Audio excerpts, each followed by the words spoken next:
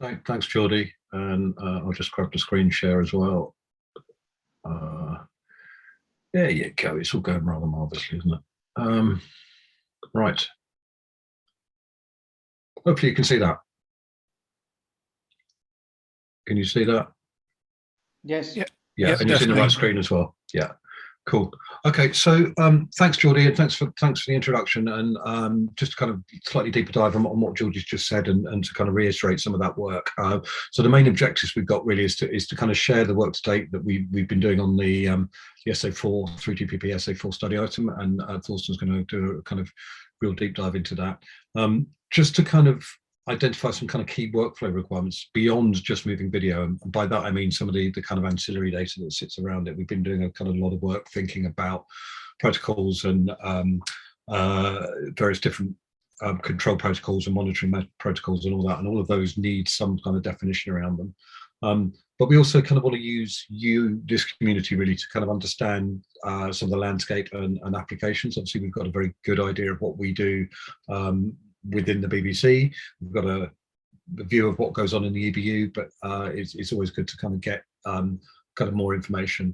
And secondly, I'll just sort of say, actually, this is the first of a couple of planned workshops. So today we're going to kind of set the scene, discuss a lot of the kind of background and ask some questions. And in January, we want to kind of give you a chance to think about it, and then reconvene and kind of get feedback and information. And there'll also be time to kind of share your ideas and priorities and stuff like that, both later in this meeting, but more in the January workshop. So we're really looking for inputs into that. So I'm going to start by kind of saying what we know and where we are now, and effectively really thinking about wireless production and how we do wireless production. And we've come a long way. When I joined the BBC back in the well, many years ago, we were doing analog wireless communications using kind of microwave links and that, and we could get maybe 3 or 4 channels in an analog carrier. And since then we've moved to digital, and digital's been brilliant because it's enabled us to get a lot more channels in any given bandwidth.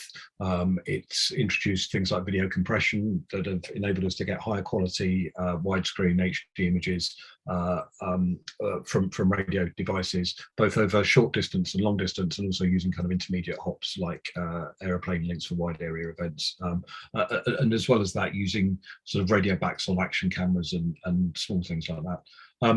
But we now find ourselves in this model where we're moving to IP-based production, and IP is really a kind of two-way communication, as we all know. And alongside that, we've got a whole bunch of things that we need to start asking ourselves, like kind of transport protocols and control protocols, and a whole bunch of other things that are going to be important to us as we make this migration from digital to IP.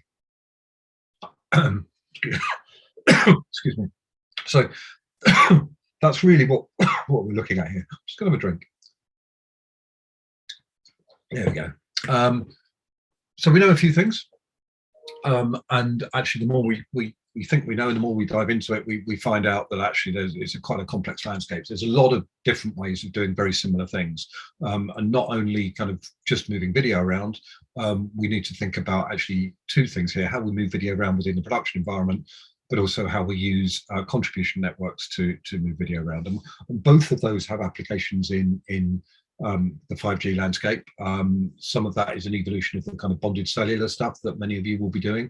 And some of that is replacing some of the traditional radio camera COFDM stuff. And that's the thinking that we've been doing on here. And principally around the SA4 work, as Thorsten will go on to explain, we've been really looking at non-public networks and some of that stuff that we're doing currently with COFDM wireless radio cameras. But that's not to say that we wouldn't adopt some of these things over wider area networks and cellular networks. So we really want to kind of understand all of those things. We know there are some things that we want to do currently that are slightly more difficult to do. So things like AR, VR tracking, as we move into more virtual production environments, well, those are great, but we don't really have radio protocols for those things. They're only just emerging in the IP landscape. So what does that mean, and what are all the challenges around that? Maybe that's a little bit further out, but what we do know is there are some things we want to do that we need to do better. We also know there are some emerging parallel technologies that we may want to take advantage of. So within 3GPP, there's a whole bunch of work going on looking at unmanned aerial vehicles or drones. There's a whole bunch looking at AR, XR gaming. There's a whole bunch of stuff looking at device-to-device communication. So there are some parallel technologies we might want to take advantage of. Again, probably not within the scope of this workshop, but there's a whole bunch of stuff that we really want to know. But most importantly, we know we need to support a variety of different protocols. But in that, there are some that are more important than others, and some which are just kind of nice to have. So continuing on that, as we move from digital to IP, can we be more efficient by using these kind of bi-directional nature? And as you'll see later on, there's a whole bunch of different signals that we want to move in both directions. And potentially 5G as an IP wireless layer has the capability. But around that, if we do move everything to a single radio layer, how do we prioritize those signals? How do we make sure that we've got the quality of service on those things? And suddenly we and we don't end up in a situation where perhaps all our auxiliary services are working, but our video isn't. So then, how do we prioritize the services? And then with those services underlying those, there's a whole bunch of stuff to do with protocols. So even if you just look at the video service, you've got SMPTE 2110, you've got NDI protocols, you've got pure just digital, you've got SSR, you've got some SRTs, some RISC protocols, and then underneath that you've got a whole bunch of audio.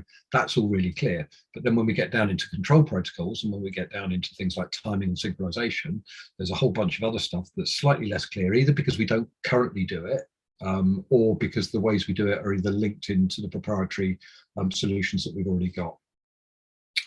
So it's important to think actually that if we've got this IP layer that's going all the way to the camera, currently with a lot of digital solutions, what we're doing is we're interfacing with the receive point and not interfacing with the transmission point. So if we can push these protocols further out to the transmission point, what more can we do with that? And when we start to analyze this, we know that there's a whole bunch of stuff and we can list them all out, but what we end up with is a very, very long document that describes every single protocol, and it's unlikely that we'll be able to deliver against all of those protocols. So what we need to know from you guys is what are the most important things.